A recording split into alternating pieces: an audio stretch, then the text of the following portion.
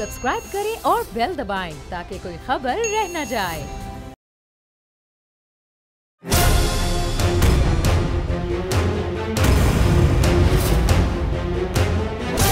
From the Islamabad studios of Bold Network, it's time for Jameel Farooqi on National Debate.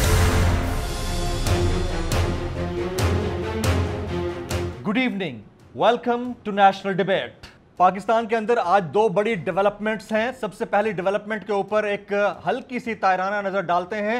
आज बड़ी important press briefing हुई जिसमें कहा गया कि जौहर टाउन लाहौर में होने वाले धमाके के मास्टरमाइंड का ताल्लुक रॉ से है। और यही नहीं बल्कि तमाम तफसीलात सामने रखी गई हैं इस ब्रीफिंग के दौरान। गुज़िश्ता रोज़ हमारे ही प्रोग्राम पर तर्जमान दफ्तर खारजा ये बात कह गए थे कि पाकिस्तान में जो दरअंदाजी के वाक़यात हुए हैं, ख़ासतौर पर लाहौर के अंदर जौहर टाउन धमाका, उसके पीछे नॉन स्टेट एक्सटर्नल फोर्सेस हैं और उनका ताल्लुक या ताने बाने भारत से मिलते हैं। तो ये चीज़ गुज़िश्ता रोज़ हमारे प्रोग्राम पर रिवील कर दी गई थी। दूसरी बड़ी डेवलपमेंट की हम बात करते हैं। आज पाकिस्तान डेमोक्रेटिक मूवमेंट अपना जलसा किया इन्होंने स्वात के अंदर, और स्वात के अंदर होने वाले जलसे में उसी बात का दोहरावा किया गया जो हमेशा से पाकिस्तान डेमोक्रेटिक मूवमेंट करती आ रही है। उसमें सबसे इंपॉर्टेंट बात जो रखी गई वो महंगाई, आवाम के लिए, आवाम की खिदमत के लिए बाहर निकलना, आवाम की फलाह के लिए बाहर निकलना, इलेक्टोरल रिफॉर्म्स और वो तमाम मामला जिसके ऊपर पीडीएम हमेशा बात करती चली आई है। लेकिन अवाम आज भी सवाल करते हैं कि जो काम आप पार्लियामान के अंदर रहकर नहीं कर सके वो सड़कों के ऊपर क्यों करेंगे। और अगर आपकी डेमोक्रेटिक मूवमेंट इतनी आगे जाते हुए दिखाई देती है तो ये जो गुज़िश्ता 4 महीने का गैप आपने दिया है, ये गैप किस वजह से था। एक और बड़ा क्वेश्चन आज के पीडीएम जलसे से अराइज हुआ, वो ये कि वो शख्सियत जो पाकिस्तान डेमोक्रेटिक मूवमेंट के जलसों और धरनों की जान तस्वर की जाती थी और बड़ी ही कैरिज्मेटिक पर्सनैलिटी हैं मरियम नवाज शरीफ साहिबा, उनको मियां नवाज शरीफ साहब ने आखिर किस वजह से आज के जलसे में शिरकत ना करने और उनकी जगह पर मियां शहबाज शरीफ साहब को खिताब करने के लिए राजी किया। कौन सी ऐसी शख्सियत हैं जिन्होंने उन्हें कॉर्नर करने की कोशिश की है, क्योंकि आगे आज़ाद कश्मीर के इंतखाबात हैं, उसकी मुहिम में वो शिरकत ज़रूर करेंगी। बहरहाल ये सवाल अपनी जगह पर मौजूद है कि मरियम नवाज शरीफ साहिबा और शहबाज शरीफ साहब के दरमियान या तो कोई डिवाइड है या फिर हमेशा से जो एक डायनास्टी पॉलिटिक्स खेली जाती है, यानी गुड कॉप और बैड कॉप की, उस गुड कॉप और बैड कॉप को मद्देनजर रखते हुए अब शहबाज शरीफ साहब फ्रंट पर है, जबकि मरियम नवाज शरीफ साहिबा किसी और रास्ते से किसी और तरह से पॉलिटिक्स कर रही हैं। Agenda on the national debate पर बात करने से पहले हम बात करेंगे ट्रेंडिंग टुनाइट की। ट्रेंडिंग टुनाइट आज का हमारा हैशटैग है हैशटैग पीडीएम स्वात जलसा, हैशटैग पीडीएम स्वात जलसा। मुझे जमील फारूकी कहते हैं। आप मेरा प्रोग्राम नेशनल डिबेट बोल न्यूज पर मुलाहिजा करते हैं। ऑन द डिबेट टुनाइट आज के हमारे मौजूद मेहमानान में शामिल हैं मोहतरमा मलिका बुखारी साहिबा, आप पाकिस्तान तहरीक इंसाफ की रुकन कौमी असम्बली हैं और आप पार्लिमानी सेक्रेटरी बराए कानून और इंसाफ भी हैं। हमारे दूसरे मेहमान जनाब राना तनवीर हुसैन साहब, पाकिस्तान मुस्लिम लीग नवाज के सीनियर रहनुमा हैं और अपनी ही पार्टी पर तनकीद करने के हवाले से खासे अहम समझे जाते हैं। जनरल रिटायर्ड अमजद शुएब साहब, आप सीनियर दिफाई तज्जियाकार हैं, खासी गहरी नज़र रखते हैं मुल्क के दिफाई मामलात के ऊपर। और जनाब सईद काजी साहब, आप एंकर पर्सन भी हैं और सीनियर पॉलिटिकल तज्जियाकार भी हैं। प्रोग्राम के इस हिस्से में मैं मलिका बुखारी साहिबा को खुश आमदीद कहता हूँ। आप कौमी असम्बली में पार्लिमानी सेक्रेटरी हैं बराए कानून और इंसाफ, आप तशरीफ़ लाएँ, आपको बहुत बहुत शुक्रिया। आज पीडीएम ने फिर पावर शो करने की पूरी कोशिश की है, अच्छा खासा पावर शो था उनका, लेकिन अगेन आपने देखा वैसे जलसा? देखिए पीडीएम की क्या कहानी सुनाएं। देखिए पीडीएम का जो जलसा था वो उनकी सियासत की अक्कासी करता है। ये सेकंड राउंड है पीडीएम के जलसों का। पहले राउंड में पीडीएम के जो जलसे थे, जो उनके प्रेस कॉन्फ्रेंसेस थी, जो उनका बयानिया था वो पिट चुका है क्योंकि पाकिस्तान की आवाम उनको मुस्तरद कर चुके हैं। तो इनकी सियासत का महवर अब यही रह गया है कि पाकिस्तान की आवाम के पास जाएँ, उनको गुमराह करने की कोशिश करें, ऐसे बयानात दें जो पाकिस्तान के इदारों को कमज़ोर करने की कोशिश करते हैं और जो बिल्कुल गुमराह कन हैं, जिनका कोई बेसिस नहीं है। तो इनकी सियासत को क्या कहें, ये इनका सियासी हक है कि जाएं, जलसे करें, आवाम से खिताब करें और फिर घर चले जाएं। तो इनकी सियासत का महवर और दायरा यहीं तक रह गया है। पाकिस्तान आगे बढ़ रहा है और पीडीएम के जो हौसले हैं वो पस्त हो रहे हैं। पूरा पाकिस्तान Do you देख रहा think है। PDM is still a threat to the government? Absolutely not. Prime Minister Imran Khan? Absolutely not. Absolutely, इधर भी absolutely not. बिल्कुल, क्यों मैं आपको जमील इसलिए कह रही हूँ, देखिए इन्होंने कितनी कोशिश की। पहले दिन से जब वज़ीर आज़म इमरान खान पार्लियामान में आए वोट लेने के लिए, उन्होंने अभी हाउस का मैंडेट लिया ही नहीं था कि उन्होंने कह दिया कि हम नाअहल हैं, कि हम इस काबिल नहीं हैं कि पाकिस्तान के ऊपर हुक्मरानी करें, और पाकिस्तान की आवाम के ऊपर एक गुमराह कुन जो बयानिया था उसको आगे बढ़ाया सिर्फ एक चीज़ के लिए, क्योंकि ये जानते थे कि एक ऐसा मुंतखब वज़ीर आज़म इक़्तिदार में आया है जो इदारों को आज़ाद करेगा, जो एहतसाब के अमल को आगे बढ़ने देगा, और इनका जो सारा करप्शन का और मनी लॉन्ड्रिंग का जो अपने दौरे हुकूमत में इन्होंने पाकिस्तान की आवाम के पैसे का ज़िया किया, वो सारा इनका पोल खुल जाएगा। सिर्फ अपने 5 करप्शन केसेस को बचाने के लिए इन्होंने 3 साल पाकिस्तान के जमहूरी निज़ाम को नुकसान पहुंचाया, और आखिरकार 3 साल बाद पाकिस्तान की आवाम ने देख लिया कि ये जो सारे सियासी रहनुमा हैं, ये जो सारी अपोजिशन के हमारे मोहतरम हिज़्ब इख्तिलाफ के बड़े बड़े लीडर हैं, इनकी सियासत का दायरा एहतसाब के इर्द गिर्द घूमता है। तो अब ये जो भी कर लें, पाकिस्तान बढ़ेगा, पाकिस्तान तहरीक इंसाफ इमरान खान की क़यादत में मुल्क को आगे बढ़ाएगा। लेकिन उनका क्लेम ये है कि पाकिस्तान तहरीक इंसाफ एहतसाब की बात करती है, बट एहतसाब अक्रॉस द बोर्ड नहीं है। तो इसको कैसे आप डिफेंड करेंगे, इस कमेंट के ऊपर कैसे कमेंट करेंगे? देखिए, इनका नुक्ता नज़र क्या है कि पाकिस्तान के अंदर जो इदारे हैं वो कमज़ोर हैं। पाकिस्तान की अदालतें इनके मुताबिक तब आज़ाद हैं जब इनके हक़ में फ़ैसला आए, जब इनके ख़िलाफ़ फ़ैसला आए तो पाकिस्तान की आला अदालत, पाकिस्तान के मोहतरम हाई कोर्ट सब मुतनाज़ा बन जाते हैं। एक जमहूरी इलेक्टेड हुकूमत इक़्तिदार में आए हैं जिन्होंने आकर इदारों को आज़ाद किया है, और इसमें कोई शक नहीं है और इसके अंदर कोई दो राय नहीं है कि पाकिस्तान की अदलिया आज़ाद है। जो भी फैसले करते हैं, चाहे वो हमारे हक़ में आए या हमारे खिलाफ आए, हम सर झुकाकर उन्हें तस्लीम करते हैं, और यही जमहूरी तकाज़े हैं, और इसी तरह जमहूरियत को तक़वियत मिलती है और इदारे जो हैं वो मजबूत होते हैं। आपने इलेक्टेड की बात की, लफ्ज़ बड़ा चलता रहा बीच में सिलेक्टेड का, मैं उसके ऊपर बाद में आऊँगा, लेकिन उससे पहले मैंने एक और चीज़ पूछनी है। ये आहा हा PDM में लड़ाई हो गई है, वो आज जलसे में नहीं थी, इसकी कोई इतला है आपको कि क्यों नहीं थी वो जलसे में? ये आप लोगों ने कॉर्नर करवाया उनको या कोई और रीज़न चल रही है? शहबाज शरीफ साहब के बारे में बात आ रही है कि वो आप लोगों की टीम के बी टीम के खिलाड़ी हैं, ऐसा है कुछ? नहीं, देखिए, पहली बात तो ये कि हम तो पहले से कह रहे थे कि पाकिस्तान की जमहूरियत को तक़वियत देने के लिए वो तहरीक कैसे चलाएंगे जिनकी अपनी पार्टी के अंदर इक़्तिदार की जंग है।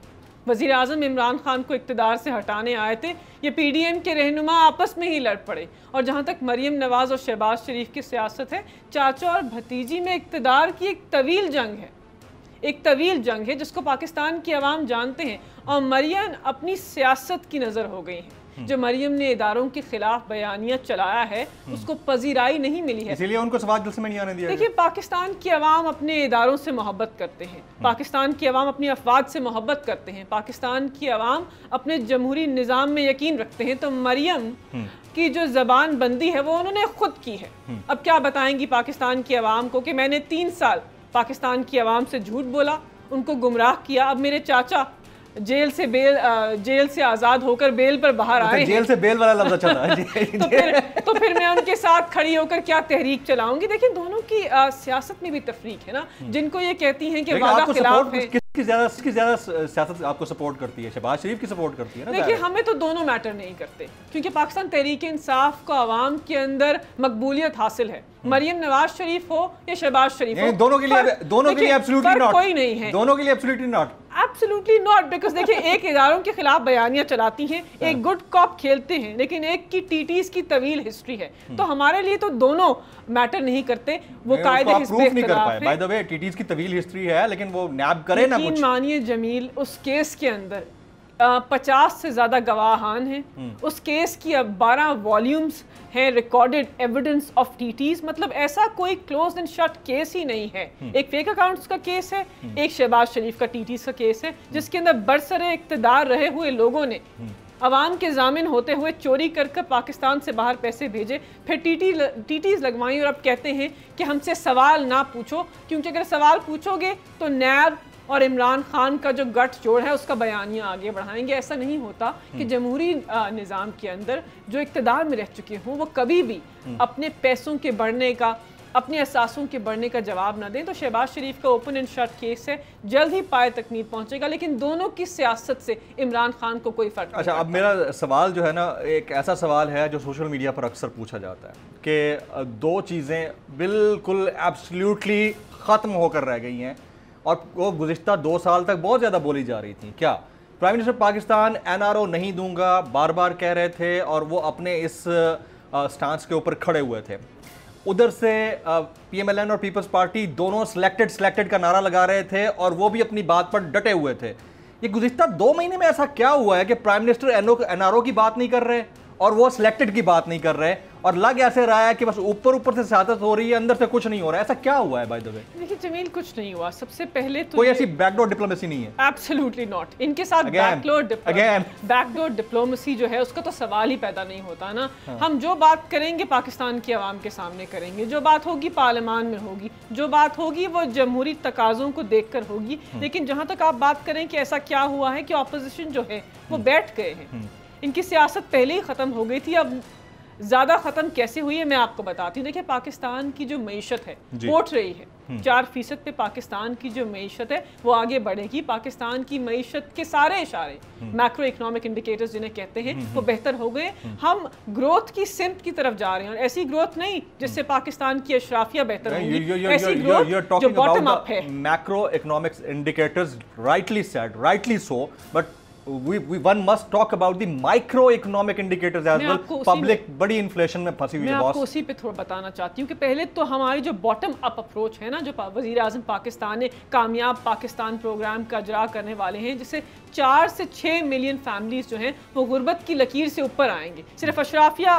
बेनिफिट नहीं करेंगे, सिर्फ उनको फ़ायदा नहीं होगा मईशत के बढ़ने से, हम अपने पाकिस्तान के गरीब तबके को साथ लेके चलेंगे। जहाँ तक आपने अफरात ज़र की बात की, देखिए हालिया जो वर्ल्ड फूड ऑर्गेनाइजेशन है, FAO उसका नाम है, उसने एक सर्वे प्रोड्यूस किया है, एक प्रेस रिलीज़ की है और इस बात का एतराफ़ किया है कि 40% जो अशिया खुर्दो नोश है उसके अंदर इंक्रीज़ हुआ है, बड़ी है उसकी कीमत। तो पूरी दुनिया के अंदर ये जो अफरात ज़र का इशू है, जो फूड इन्फ्लेशन का इशू है, पूरी दुनिया को लाहक है। अब पाकिस्तान की हुकूमत ने वो इकदाम उठाने हैं जिससे अवाम जो है उसका परचेजिंग पावर, जो उनकी कुव्वत ख़रीद है वो बढ़े और गरीब जो लोग हैं उनको सब्सिडीज़ मिले। जैसे कि यूटिलिटी स्टोर्स के ऊपर हम चाहते हैं कि लोग जाएं और ऐसी अशिया ख़रीदें जो गवर्नमेंट जिसको सब्सिडाइज करे। तो अवाम को हमने साथ लेके चलना है, लेकिन ये ग्लोबल फिनोमेनन है, ये सिर्फ पाकिस्तान से मुंसलिक नहीं है। FAO का तस्करा किया, राइटली सो, मैं उसको एंडोर्स करूंगा, बिल्कुल ठीक कहा आपने। लेकिन आप अगर कंपैरेटिव स्टडीज़ देखें मुख्तलिफ स्टैटिस्टिशियंस की या इंटरनेशनल फोरम्स के ऊपर जो स्टैटिस्टिक्स अवेलेबल हैं, उसमें हमारे जो नेबरिंग कंट्रीज़ हैं लाइक इंडिया, बांग्लादेश, मालदीव्स, उनका पाकिस्तान के साथ इन्फ्लेशन के ऊपर कंपैरेटिव रेट बहुत नीचे है। पाकिस्तान का इन्फ्लेशन बहुत ज़्यादा है, आज से नहीं है। This is not about Khan साहब रिजीम।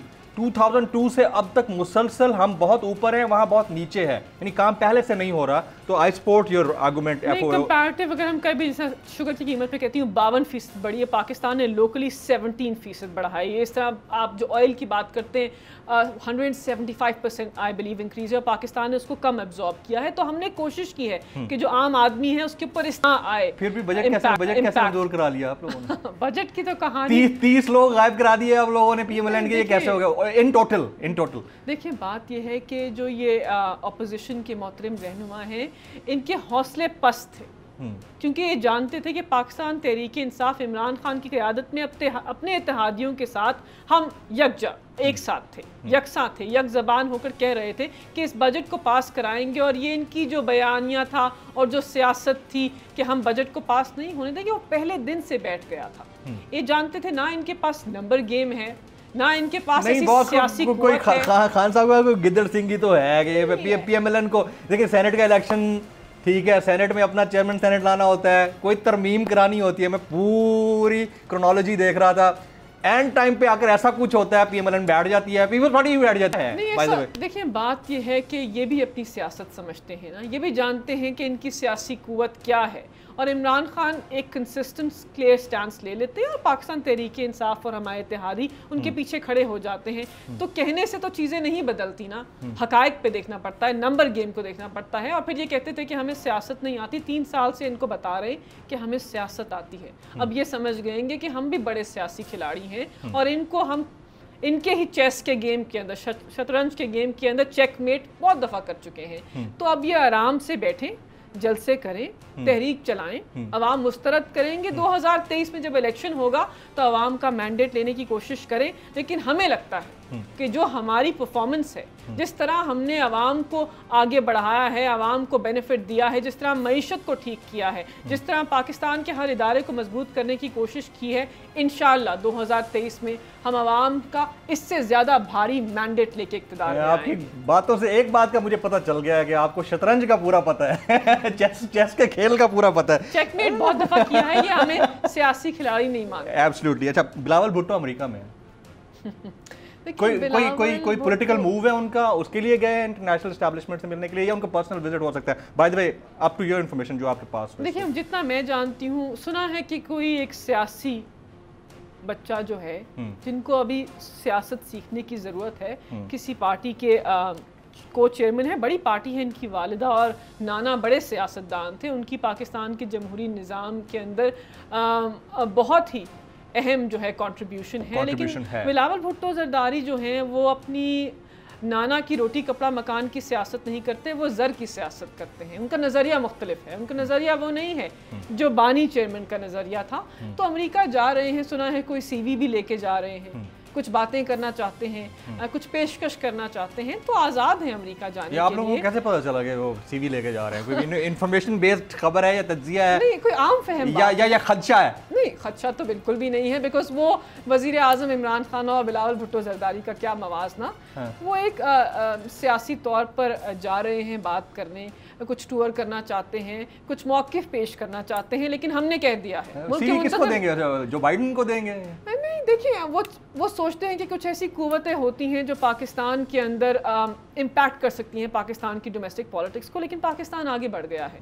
एब्सोल्युटली नॉट का जो बयानिया है, जो क्लियर स्टांस वज़ीर आज़म पाकिस्तान ले चुके हैं कि पाकिस्तान की जो सरजमीन है उसको किसी को नहीं देंगे हम इस्तेमाल करने के लिए। ये बहुत ज़बरदस्त उसके बाद है। मैं sorry to cut you off, ये बड़ा ज़बरदस्त स्टांस है। पूरी कौम इसके ऊपर प्राइम मिनिस्टर को अप्रिशिएट करती है, खड़े भी है पूरी कौम के। पाकिस्तान की तारीख में बहुत कम दफ़ा ऐसा हुआ है कि किसी प्राइम मिनिस्टर ने, बल्कि शायद इसकी कोई रेयर एग्जांपल हमें मिल भी जाए। लेकिन हैविंग सेड दिस ऑल, अभी एक आपके नॉलेज में होगा, एक फहरिस्त जारी हुई है अमेरिका की जानिब से, CSPA, और उसमें पाकिस्तान को डाल दिया गया है। और उसमें तकरीबन सारे मुस्लिम कंट्रीज़ हैं, वो लिस्ट भी आप तक पहुंची होगी। तो इस तरह के रिएक्शंस फिर बाद में आ सकते हैं। Are we prepared for such reactions in near future? देखिए, मैं जमील एक बात कर दूं, देखिए, जो मुल्क होता है ना, उसकी सालमियत होती है। मुल्क छोटा हो या बड़ा हो, उसकी मुआशी कुव्वत बहुत बेहतर हो या बहुत कम हो, उसकी सालमियत होती है। तो पाकिस्तान के मुंतखब वज़ीर आज़म ने अवाम के आवाज़ की तर्जुमानी करते हुए कह दिया है कि हम अमन के दाई हैं, we are partners in peace. अमन के अंदर आपके साथी हैं, तनाज़े के अंदर हम किसी का साथ नहीं देंगे। अगर आप चाहते हैं कि अमन चाहे इसकी कितनी भी कीमत चुकानी क्यों ना पड़े। देखिए, जब कोई मुल्क उठता है, वज़ीर आज़म ने अपनी तकरीर में कहा ना कि इस्लामी फलाई रियासत को बनाने के जो मॉडल है मदीना की रियासत का, उसके 3 अहम सतून हैं: इंसाफ, इंसानियत और खुददारी। तो अगर आपने मुल्क को उठाना है, तो अगर सर उठाकर जीना है, पाकिस्तान के हर एक पासपोर्ट का जो वक़ार है उसको बुलंद करना है, तो मुश्किल फ़ैसले करने पड़ते हैं, अपनी सालमियत के लिए मुश्किल फ़ैसले करने पड़ते हैं।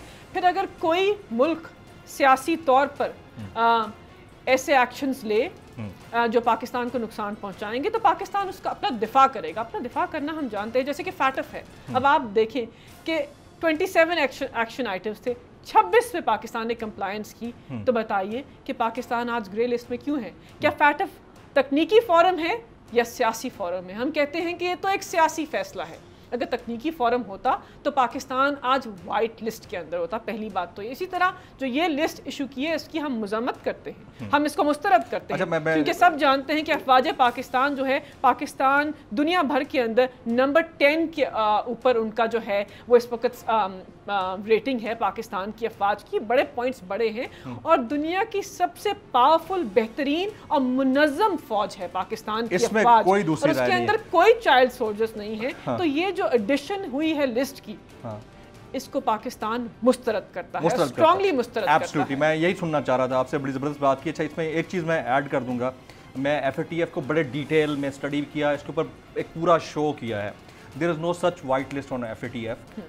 हमारे यहाँ उसको मिस इंटरप्रेट किया जाता है। एक टर्मिनोलॉजी है डी लिस्टिंग की, यानी आप ग्रे लिस्ट से निकलेंगे तो डी लिस्ट होंगे, but that's not a white list. White जैसे नैब है तो नैब के रेडार पे वही होगा जो करप्ट होगा, अगर नहीं होगा करप्ट तो वो नैब के रेडार पे नहीं होगा। नैब इज ए रेडार जो चेक करता है। इसी तरह से FATF इज ए रेडार जो चेक करता है कि कौन सही है कौन गलत है। बहरहाल ये हमारे यहाँ टर्मिनोलॉजी इकोनॉमिस्ट ज़्यादा बेहतर जानते हैं। टेक्निकल टर्म, बट मैं वजारत कानून और इंसाफ में उस वक्त थी और अब भी हूँ, जब हमने रिकॉर्ड कानून साजी की, रिकॉर्ड कानून साजी की कि अपना जो कानून साजी का निज़ाम है, जो अपनी निज़ाम अदल है, उसके अंदर ऐसी बेहतरी आए कि मनी लॉन्ड्रिंग जो है वो ना हो सके, जो टेररिस्ट फाइनेंसिंग है वो ना हो सके। तो हमने अपनी सारी जिम्मेदारियां पूरी कर दी हैं, लेकिन ऐसे बहुत से ममालिक हैं जिनके हमसे भी कम एक्शन आइटम्स पूरे हुए हैं और वो डी लिस्ट नहीं हुए।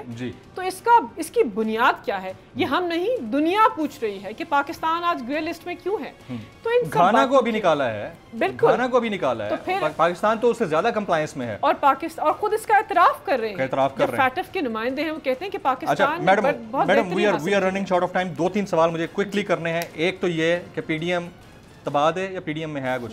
बस PDM अब सियासी जलसे प्रेस कॉन्फ्रेंस, कोई फर्क नहीं पड़ता इससे, आवाम को गुमराह करना, गवर्नमेंट को कोई फर्क नहीं पड़ता। अच्छा, दारीना है। दूसरा बड़ा इंपॉर्टेंट वो ये कि आप लोग बड़े ज़बरदस्त काम कर रहे हैं, अप्रिशिएबल, बट आज भी अगर किसी का कोई केस जाके लगे ना पुलिस स्टेशन के अंदर, तो आप जाकर चेक कर लीजिए, लग पता जाए होता क्या है।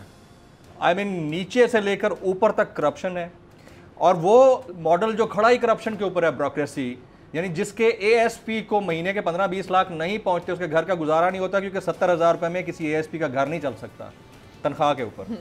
This how things are. तो उसके ऊपर रिफॉर्म्स कब होंगे, पहला स्टेप कब लिया जाएगा, क्योंकि सिस्टम वही चले जा रहा है।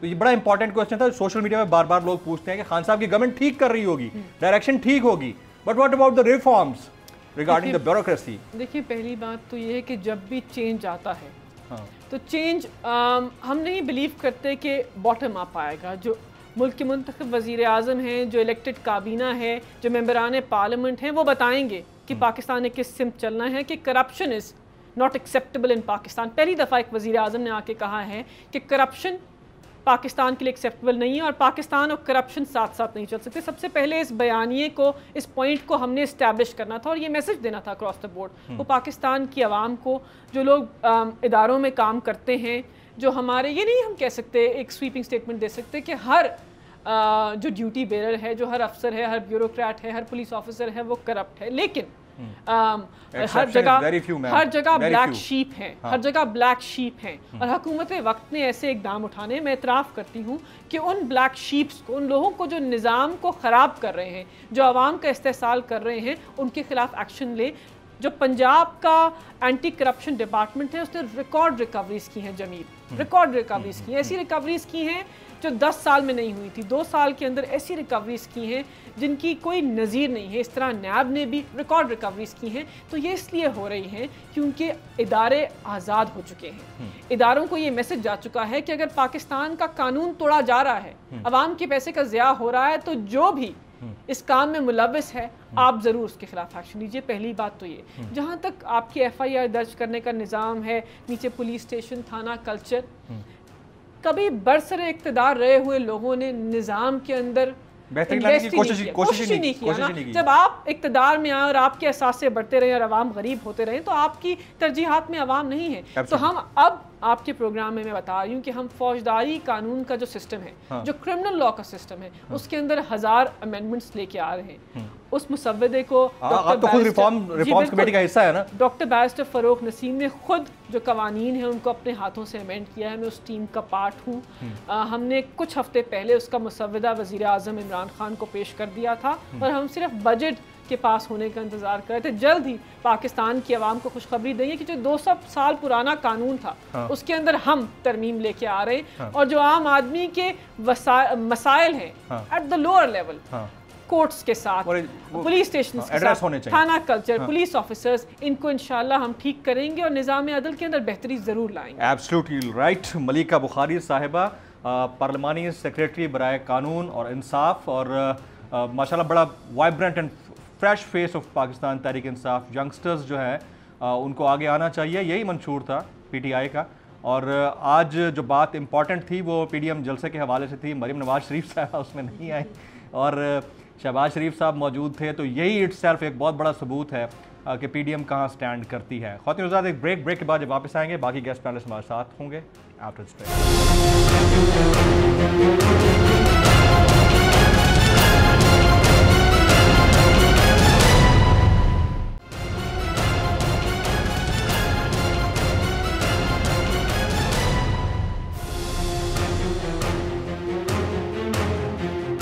प्रोग्राम के इस हिस्से में मैं अपने 3 मोअज़्ज़ज़ मेहमान, जनाब राना तनवीर हुसैन साहब, आप पाकिस्तान मुस्लिम लीग नवाज के सीनियर रहनुमा हैं। जनाब जनरल रिटायर्ड अमजद शुएब साहब किसी तारुफ के मोहताज नहीं है, पाकिस्तान के मारूफ दिफाई तज्ज़ियाकार, आप हमारे साथ मौजूद हैं। और जनाब मोहतरम सईद काजी साहब, पाकिस्तान के मारूफ तज्ज़ियाकार, मारूफ एंकर पर्सन, आप भी हमें ज्वाइन कर रहे हैं, आपका भी बहुत बहुत शुक्रिया। सबसे पहला सवाल मेरा राना तनवीर हुसैन साहब से होगा। राना साहब, सबसे पहले बताइए, मैं मरीम नवाज शरीफ साहिबा ने पीडीएम जलसे में शिरकत नहीं की, क्या रीजन बनी है, वजह क्या बनी है? बाय द वे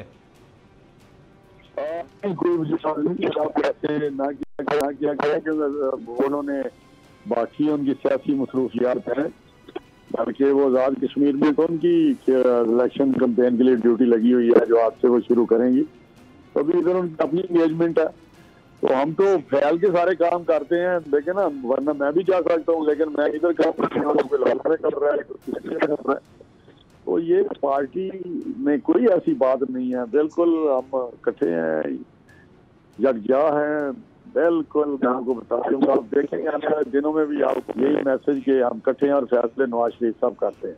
राना साहब, मैंने तो ये कहा ही नहीं है कि आप इकट्ठे हैं या आप लड़े हुए हैं, ऐसी तो मैंने कोई बात ही नहीं की। मैंने तो सिर्फ इतना कहा है कि वो क्यों नहीं प्रेजेंट हुई, उसकी क्या रीजन बनी है। आपने ये कहा कि मैं जाना चाहता तो मैं भी जा सकता था, नहीं गया, इससे क्या फर्क पड़ता है। लेकिन आप में और मरियम बीबी में फर्क इतना तो है कि वो एक कैरिज्मेटिक पर्सनैलिटी हैं, और जब जब उन्होंने किया, अब पीडीएम में शमूलियत अख्तियार की, तब तब उनके जलसों की रौनक अलग थी। तो आखिर कोई रीजन तो बनी है, आपके और उनके ना जाने में फर्क तो होगा राना साहब?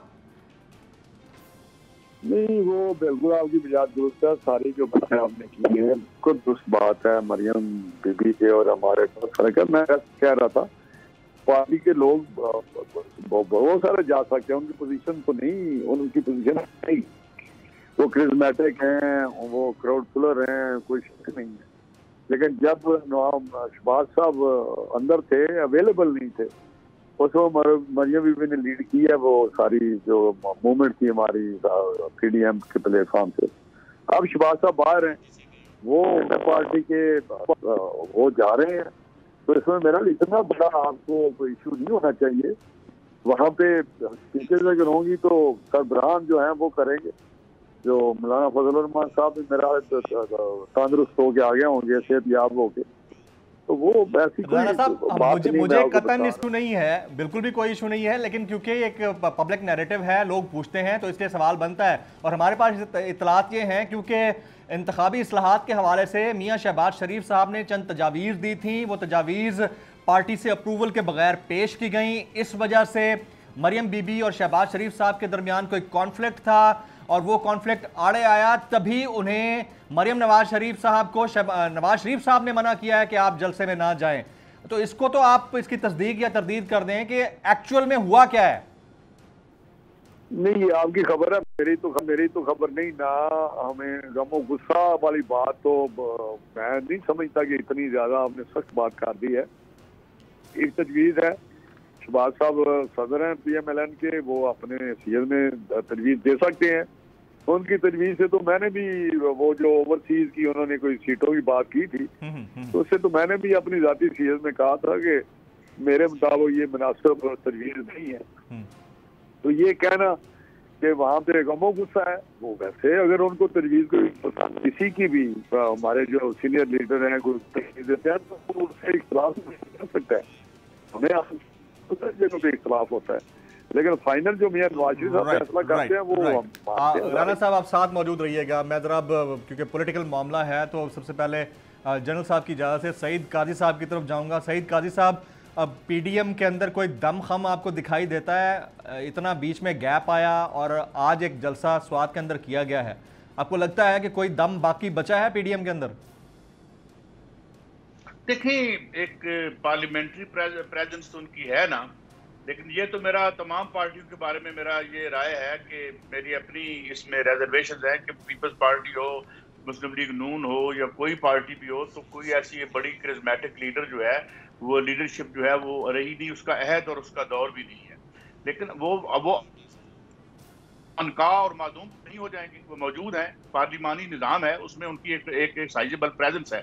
मगर सवाल ये है कि अब ये इस पे आप कंजेक्चर कर सकते हैं, क्योंकि जब मरियम नवाज साहबा मुखातब होती हैं अवाम से तो वो तो एक बड़ी एक शोला बयानी होती है उसमें, और टारगेट होता है जो है ख़ास इदारे भी और लोग भी। और जबकि जब शहबाज शरीफ साहब बात करते हैं तो वो इमरान खान ही उनका टारगेट रहते हैं। तो एक वाज़ेह फ़र्क है। अब हर आदमी की राय है कि ये क्या एक स्ट्रेटजी है या कोई अंदर बड़ी कॉन्फ्लिक्ट एग्जिस्ट करती है। तो बाज लोग कहते हैं कि नहीं, ये एक मैटर ऑफ स्ट्रेटजी है, गुड कॉप और बैड कॉप खेला जा रहा होता है और सिचुएशन के मुताबिक एक को आगे किया जाता है, दूसरे को पीछे कर दिया जाता है। तो आजकल जो है वो लगता है कि थोड़ा बैकफुट पे हैं वो। अब इसकी क्या रीजन है, क्योंकि इस पे हम इल्म रजूम तो नहीं कर सकते, मगर मकसद एक है, पार्टी एक है। राइवलरी हो सकती है और होती भी है जब डायनेस्टीज जो बन जाती हैं, क्योंकि ये पार्टी कम और डायनेस्टियां ज्यादा है। पीपल्स पार्टी भी एक डायनेस्टी है, तो उसमें राइवलरीज तो चलती हैं। और खास तौर पर जब लेगेसी का मामला आता है कि हु विल भी कौन उसकी ओनरशिप ले रहा होगा आने वाले दिनों में, तो ये मामला तो है। मगर उनका ना जाने से मुराद ये है कि आजकल मुस्लिम लीग नून की जो अंदर से खबरें आ रही हैं वो रिकॉन्सिलिएशन की नजर आती हैं। जो एक दो मीटिंग भी मुबैना तौर पर प्रेस में आई है कि जो नवाज शरीफ साहब के साथ मीटिंग हुई है, और बताया राना साहब के बारे में भी कहा जा रहा है ये सेकंड टियर की बड़ी लीडरशिप में आते हैं, तो ये भी मौजूद थे। तो मेरे ख्याल में अब जो खबरें आ रही हैं, बड़े मियाँ साहब को ये कहा गया है कि इस तरह एस्टेब्लिशमेंट से माजाराई करके एग्जिस्टेंस नहीं हो सकती, क्योंकि ये जो पार्टियां हैं आजकल की जो पार्टियां हैं वो उस तरह से नहीं है कि वो कोई बहुत मज़ामती पॉलिटिक्स कर सके। तो यहाँ मफामती पॉलिटिक्स के लिए मेरे ख्याल में अब सरगर्म अमल नजर आती है फिलहाल। जो है अगर उसमें ना हुआ, कोई कामयाबी रास्ता नजर ना आया, तो कल कला फिर मरियम जो है वो बाहर आके तो फिर उसी बयानिए में आ सकती हैं। तो मेरे ख्याल में ये दोनों चीजें होती रहेंगी, कभी एक और कभी दूसरी। अब मुझे नहीं पता, आप कह रहे हैं कि अंदर कोई कॉन्फ्लिक्ट मौजूद है या नहीं, मैं इसमें नहीं, I am not privy to it. लेकिन बहरहाल ये एक या स्ट्रेटजी है या लड़ाई है, कुछ है। मगर मुझे लगता है to get out of this impasse, और जिस ऑर्डील में है पार्टी, जिन केसेस जो है उन पर वो जो है अभी आपको पता है फिर FIA ने मोहतरम हमजा शहबाज साहब को 30 दिन बाद दोबारा से उनकी इवन प्रॉपर्टी सीज करने की बात की है। तो इस तरह से मेरे ख्याल में मुस्लिम लीग नून अपनी स्ट्रेटजी को बना रही है। जी एब्सोल्युटली, साथ रहिएगा। काजी साहब, ये कॉन्फ्लिक्ट की बात अगर है या कॉन्स्पिरेसी है या गुड कॉप बैड कॉप खेला जा रहा है, तो इसके ऊपर मैं जनरल अमजद शुएब साहब से राय लेना चाहूँगा। जनरल साहब, आपको लगता है कि गुड कॉप बैड कॉप है कि वाकई इन दोनों बड़ों के दरमियान यानी मियाँ शहबाज शरीफ और मरियम नवाज के दरमियान कोई बोन ऑफ कंटेंशन है कि आज मरियम PDM जलसे में स्वात में शामिल नहीं थी? देखिए, बिस्मिल्लाहिर्रहमानिर्रहीम, ये बोन ऑफ कंटेंशन नहीं बनती। एक चीज आप ध्यान में रखिए कि ये स्टाइल पॉलिटिक्स का इन हजरात का हमेशा से रहा है एक शख्स मुफाहमत की बात करता है, दूसरा शख्स कन्फ्रंटेशन की बात करता है, और दोनों हजरात जो हैं वो लीडर्स हैं, मौजूद हैं, पार्टी उनको लीडर मानती है, वो जैसे भी हैं। इन हालात में बिल आखिर आप देखिए कि शहबाज शरीफ साहब ने किया वही है जो फाइनली नवाज शरीफ साहब ने कहा है। पहले ड्रामा मुख्तलिफ लगता रहा, आपको यूं लगता रहा कि जैसे मुख्तलिफ किस्म के तरीके से किरदार सामने आ रहे हैं, लेकिन एंड प्रोडक्ट आपको वही मिली है जो नवाज शरीफ साहब ने किया। और मेरा भी अंदाजा ये है कि ये वक्त को देखते हुए उसके मुताबिक ये अपना पैंतड़ा बदलते रहते हैं। मरियम जो है वो उसकी सोच मियां साहब के बहुत करीब है, लिहाजा वो कन्फ्रंटेशनल पॉलिटिक्स के लिए सूट करती है। जब आप कन्फ्रंटेशनल पॉलिटिक्स को बैक चैनल पे रखेंगे, बैक बर्नर पे, तो फिर वो मुफाहमती वाला बंदा वो लीड रोल ले लेगा। आपको यूं नजर आएगा कि जैसे अब वो he is the one who is calling shots. तो ये ड्रामा चलता रहता है, लेकिन एंड पे आखिरी काम वही होगा जो फाइनली मियां नवाज शरीफ इनको कहेगा। ये इनकी फैमिली का मसला है कि फैमिली में कभी ये डिफाई नहीं करते। इन्होंने बज़ाहिर बाहर अपने बड़े मुख्तलिफ स्टेटमेंट्स वगैरह दी होती हैं, लेकिन अंदर बहुत दफा ये हुआ है कि शहबाज शरीफ वाकई उससे एग्री नहीं कर रहे। जैसे डॉन डी का मामला था, मैं उस दिन उस ऑफिस में बैठा हुआ था जहां शहबाज शरीफ साहब ने एक जर्नलिस्ट से बात की, उसको कहा कि यार ये क्या हो गया है, मशहूर जर्नलिस्ट। दूसरी चीज जो है वो आप इसी तरह देखिए कि जनरल मुशर्रफ के साथ जो फड़ा खड़ा किया था, शहबाज शरीफ हकीकतन वो नहीं चाहते थे कि ये मसला और शहबाज मुशर्रफ को निकाला जाए, लेकिन आखिर में वो अपने भाई के साथ ही रहे। ये तो नहीं उन्होंने किया कि चूंकि मेरी बात नहीं मानी गई तो लिहाजा मैं जा रहा हूँ, ये नहीं हुआ।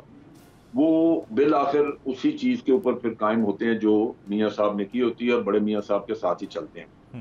लिहाजा अब भी अंदर कोई छोटे मोटे इख्तलाफात हो सकते हैं, बाहर आपको अल्टीमेटली वही कुछ होता नजर आएगा जो मियां नवाज शरीफ कहेंगे। पीडीएम में कोई दमखम आपको नजर आ रहा है सर? पीडीएम देखें इतने गैप के बाद आज जलसा किया। बात करना चाहूँ जी, मैं उस पर बात कर रहा हूँ। देखिए बात यह है कि जब पहले पीडीएम के जलसे हुए तो एक तो पीडीएम मुत्तहिद थी, सारे पार्टियां मौजूद थी उसमें, और नया नया वलवला था बड़ा, और कन्फ्रंटेशन वाली पॉलिसी जो थी इनकी उसको भी बड़ी हवा दी गई, बहुत नारे लगाए गए। उस वक्त बड़ी ज्यादा तवक्कुआत थी। अब देखिए कि कितना बढ़ बढ़ के कहा जाता था, हम जी ये हुकूमत फलां महीने से पहले नहीं नजर आएगी आपको, अब ये हो जाएगा वो हो जाएगा। जब तवक्कुआत इतनी हो तो आपका जोश और जज्बा भी होता है, उस वक्त आप कहते हैं हा लड़ाई हो गई, अब नहीं हुई। ये सारी कहानियां आपको उस वक्त नजर आती हैं जब अंदर वलवला बोल रहा होता है और तवक्कुआत आपकी आसमान पे होती। अब तवक्कुआत जो है वो दफन हो गई हैं। पहली बात तो ये कि आपका इत्तेहाद कायम नहीं रहा, वो पार्टियां छोड़ गई। फिर जो नजर आया बाद में वो भी ये नजर आया कि जो इत्तेहाद बचा है उसमें भी पॉलिटिकल पार्टी जो है वो अपने मफादात की हद से आगे नहीं बढ़ रही। एब्सोल्युटली। अभी जो पार्लियामेंट में भी जैसे हुआ, आज पार्लियामेंट में बजट के ऊपर जो कॉन्डक्ट हुआ उसमें पीपल्स पार्टी को बहुत शिकायत है नून लीग से कि जी आपने ये क्या किया वो नहीं किया। तो बात ये है कि ये एक इत्तेहाद में कमजोरियां, तवक्कुआत का खत्म हो जाना, बह जाना, फिर आपकी दिलचस्पी कम होनी शुरू हो जाती है उस महाज में या उस इत्तेहाद में। Absolutely right. जनरल साहब मैं आपकी इजाजत से आपको यहाँ रोकूंगा। ख्वातीन हज़रात, ब्रेक का वक्त हो जाता है।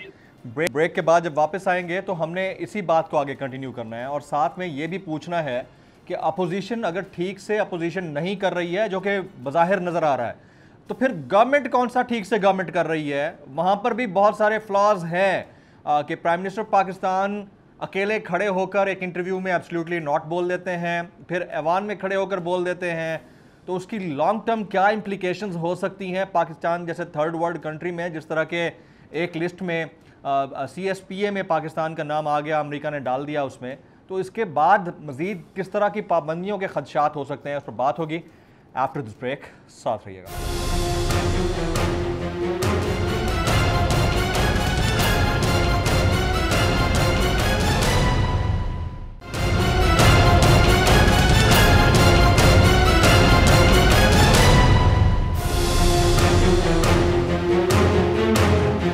Welcome back. मैं अपने मौजूद गेस्ट पैनलिस्ट को एक बार फिर से खुश आमदीद कहता हूँ। ब्रेक से पहले सवाल छोड़ के गया था कि अपोजिशन ठीक से अपोजिशन नहीं कर रही, गो के हमें जलसे होते हुए नजर आ रहे हैं, लेकिन जाहिरी हैं, अंदर से पता नहीं क्या चल रहा है, वो सबके सामने है।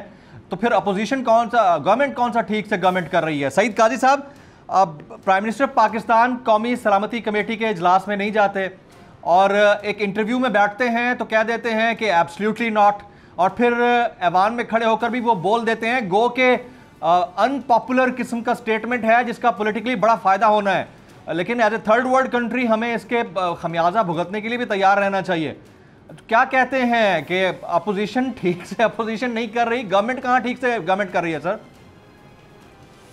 वो सीधा रियासती निजाम का हिस्सा है अपोजिशन भी और जो गवर्नमेंट भी है जी, और एक पिटा हुआ निजाम है। और इस निजाम में जो अगर वेस्ट को आप देखें तो ऑस्टेरिटी से पीछे जा रहा है, ऑस्टेरिटी खत्म हो गई है वहां पे। आजकल वहां प्रिंटिंग मशीन चलती है डॉलरों की, लोगों को घर में बैठ के पैसे दे रहे हैं सरमायादारी को बचाने के लिए, और साथ ही ग्लोबलाइजेशन को बहुत बड़ा धचका पहुंचा है। तो जो यहाँ हमारी पिछली पार्टीज भी और ये पीटीआई भी जिस इकोनॉमिक जो एक था डॉक्ट्रिन था या जो एक निजाम था जो जिसको बुरी तरीके से एक्सपोज कर दिया है कोरोना ने, ये जो प्राइवेटाइजेशन का सिस्टम था और ये जो प्राइवेटाइज्ड आपका हेल्थ का निजाम था, ये सबसे बुरा अमेरिका में हुआ है। अमेरिका में जो है यूनाइटेड नेशन के मुताबिक 80% डेथ जो है वो अवॉइडेबल थी। तो गवर्नेंस का इशू तो मौजूदा निजाम में एक बात याद रखिएगा, ये गुड गवर्नेंस और बैड गवर्नेंस से बड़ा मिसलीडिंग नारा कोई नहीं है। एक बैड सिस्टम में गुड गवर्नेंस कभी नहीं हुआ करती। अगर ये गुड गवर्नेंस अमेरिका बहादुर में नहीं हुई, इटली में नहीं हुई, इंग्लैंड में नहीं हो सकी जो कोविड ने इनके साथ किया है, तो इसका मतलब ये है कि सिस्टम फंडामेंटली फ्लॉड है।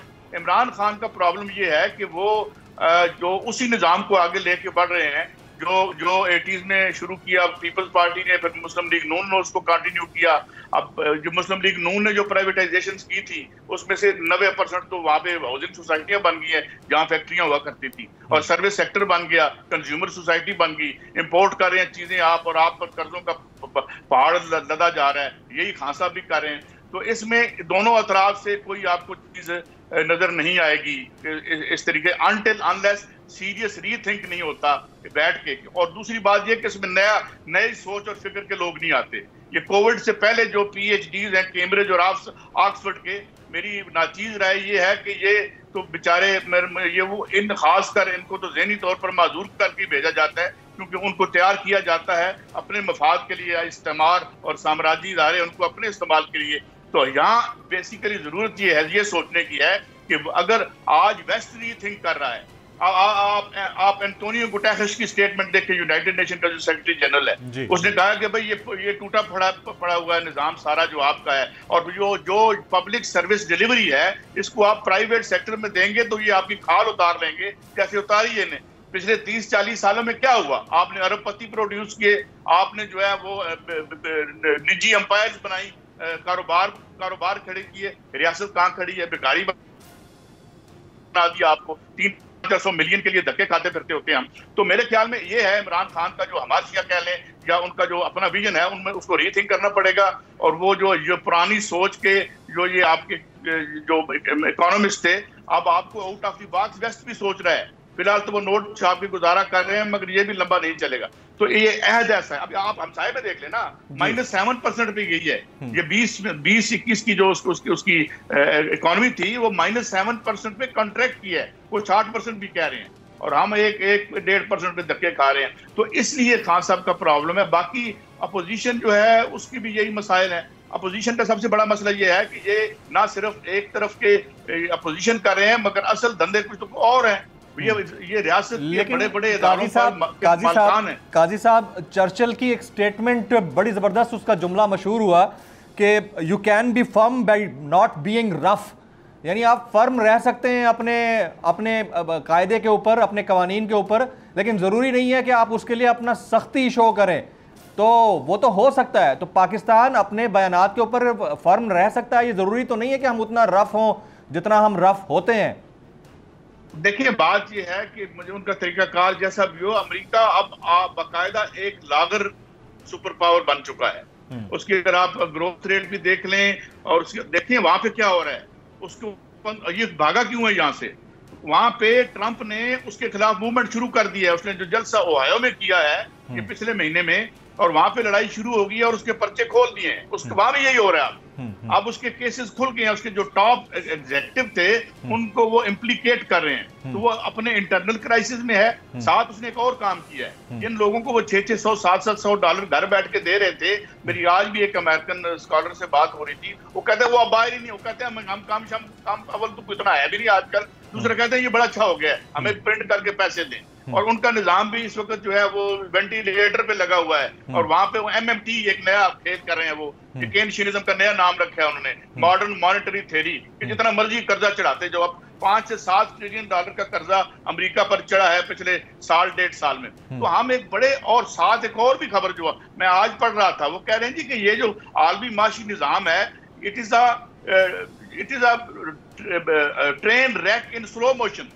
तो ये एक बहुत बड़ा एड में हम आन फंसे हैं, और हमारे लिए तो इसलिए भी मुश्किल है कि हमारे हमसाये में जो हो रहा है। तो मेरे ख्याल में आई डोंट थिंक कि लीडरशिप डिवाइड की इस साइड पे हो या उस साइड पे हो, they are equal to the occasion. इस दोनों तरफ से मुझे कोई सलाहियत नजर नहीं आती। अपोजिशन जो है वो अपने they both are equal to the occasion. बिल्कुल ठीक आप बात कर रहे हैं। मैं अमजद साहब की तरफ जाता हूँ। शेख साहब, आप ज़ाहिर है दिफाई तज्जियाकार हैं, आप ज़्यादा बेहतर बता सकते हैं।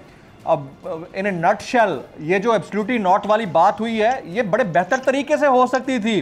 वही चर्चिल जो कहता है कि you can be firm bye not being rough. तो हम इतना रफ हो के फर्म होना क्यों दिखा रहे हैं? मतलब मुझे ये समझ नहीं आ रही। देखिए, पहले इस बात को समझिए कि हमारी अपनी पोजीशन क्या है और हम जिसको मुखातिब कर रहे हैं उसकी पोजीशन और हैसियत क्या है। हम पहले ही मालियाती अदारों के हाथ चढ़े हुए हैं, हम पहले ही FATF के चक्कर में फंसे पड़े हैं, और जिसको मुखातिब कर रहे हैं वो सुपर पावर है। बेशक वो एक कह लीजिए कि डूबता सूरज है, लेकिन आज भी उसके एलाइज और वो मिलके उनका बहुत होल्ड और बहुत बड़ा इन्फ्लुएंस है यूनाइटेड नेशन पे और यूनाइटेड नेशन के ज़ैली अदारों पे, इंटरनेशनल कोर्ट ऑफ जस्टिस पे, और IMF और FATF वगैरह सारे अदारों, ह्यूमन राइट्स की ऑर्गेनाइजेशन।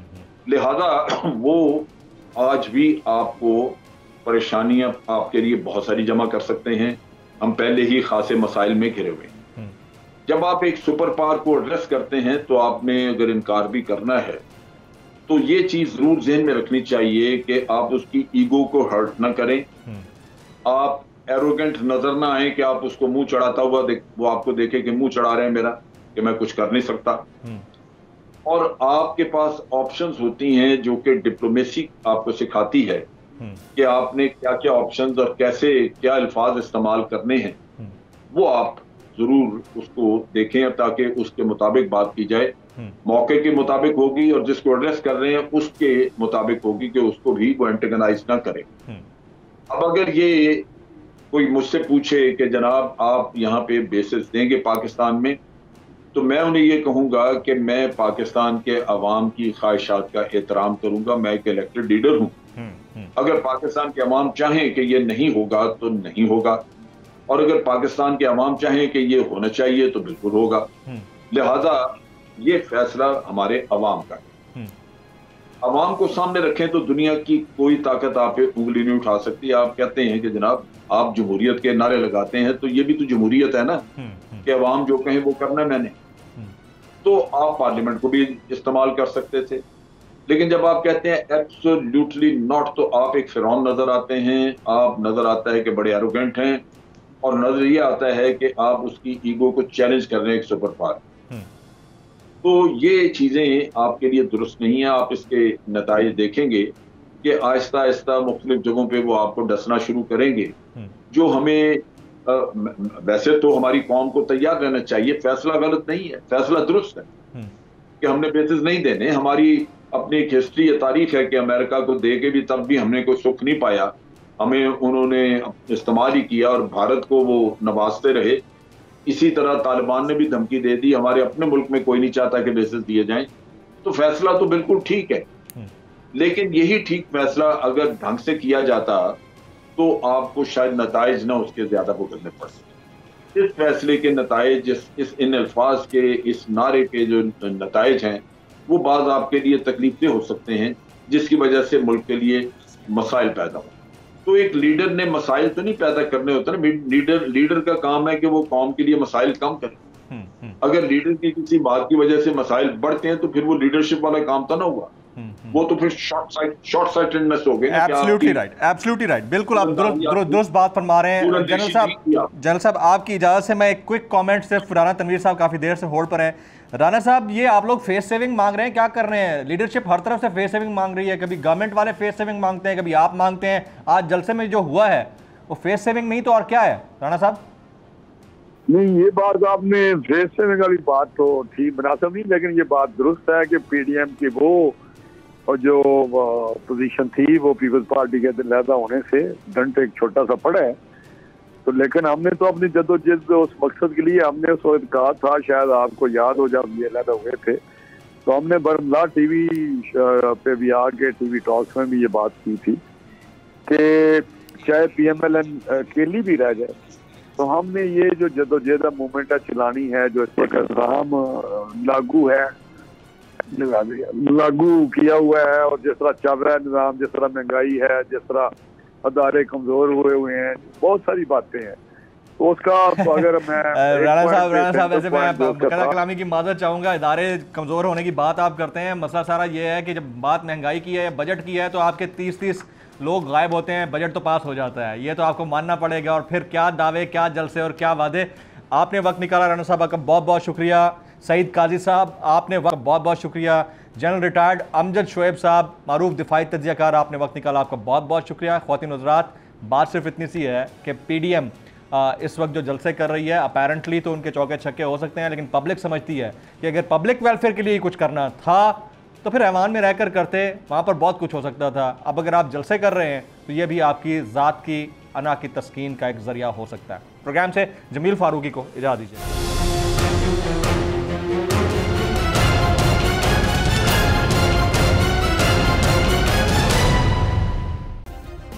सब्सक्राइब करें और बेल दबाएं ताकि कोई खबर रह न जाए।